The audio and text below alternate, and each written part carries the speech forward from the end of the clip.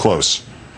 Yet, in a country dedicated to freedom, forces have gathered to blow out of all proportion the construction of a minor community center to transform it into a training ground for terrorists and an insult to the victims of 9/11 and a tribute to medieval Muslim subjugation of the West.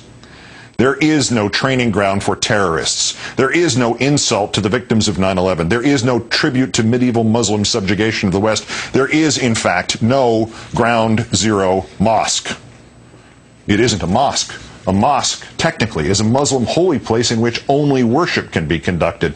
What is planned for 45 Park Place, New York City, is a community center. It's supposed to include a basketball court and a culinary school. It is to be 13 stories tall, and the top 2 stories will be a Muslim prayer space.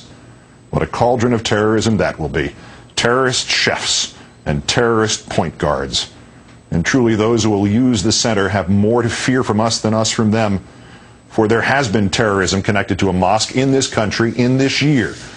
May 10th, Jacksonville, Florida, a pipe bomb at the Islamic Center of Northeast Florida. The FBI thinks the man in this surveillance video could be the bomber.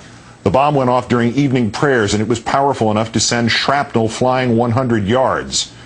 Fortunately, the bomber didn't know where to place it, so the 60 Muslim worshippers were uninjured. If he had put it inside and not outside, they'd have been dead, and you probably would have heard about it on the news. Or maybe not. Maybe those exploiting 45 Park Place would still shake their fists and decry terrorism by extremists who happen to be Muslim and never face the shameful truth about our country. As the Jacksonville mosque bombing shows, since 9/11, Muslims have been at far greater risk of being victims of terrorism in the United States than have non-Muslims.